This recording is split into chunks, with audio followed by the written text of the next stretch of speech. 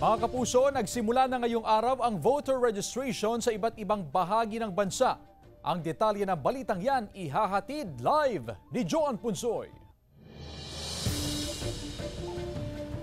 Joan?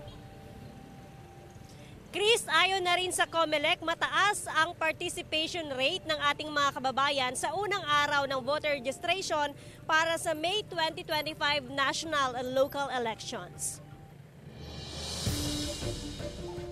Sinamantala ng ilang individual ang magparehistro ngayong unang araw ng voter registration, February 12, para sa May 2025 national and local elections. Bago pa magbukas ang tanggapan ng COMELEC sa Dagupan City, marami na ang nakapila upang magparehistro. Ilan sa kanila, minabuti na raw na maging maaga para walang hassle. Bukod sa voter registration, pwede ring magpa-reactivate, change of status at transfer of residence. Nakibahagi rin ang mga residente sa Ilocos Sur ngayong unang araw ng voter registration. As of 12 noon, nasa 600 na katao na ang nakapagparehistro sa probinsya.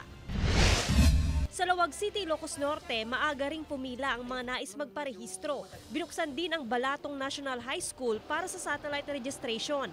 Magkakaroon ng kick-off ng RAP o Register Anywhere program ang COMELEC bukas. Sinamantala na namin pumunta para mag-register dahil mamaya marami ng pila. Nagsagawa rin ng satellite registration sa Dagupan City National High School. So we decided to choose Dagupan City National High School, Senior High School kasi nandito po yung bulk ng ating mga target na youth na magpaparehistro. Mas maganda po kasi para hindi na po kami pumunta sa opisina ng COMELEC. Para mas maganda pag andito na po sa school, nakaregister na po kami. Hindi na po kami pamamasay. Target na may rehistro ang mga edad 18 and above o di kaya mga mag-18 years old bago o sa mismong araw ng May 12, 2025.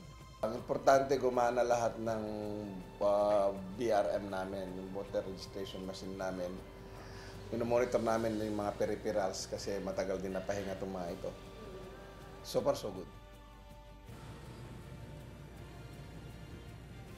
Dito nga sa Dagupan City, maliban sa Dagupan City National High School na napiling satellite registration, sa mga susunod na araw, Chris, ay bibisita na rin ang mga kawani ng COMELEC sa mga barangay at sa iba pang paaralan at maging sa mga mall para nga sa voter registration at iba pa aktibidad nga ng COMELEC.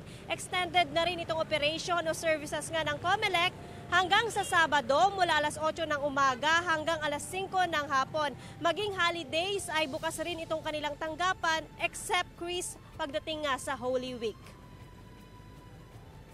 Maraming salamat, Joan Punsoy.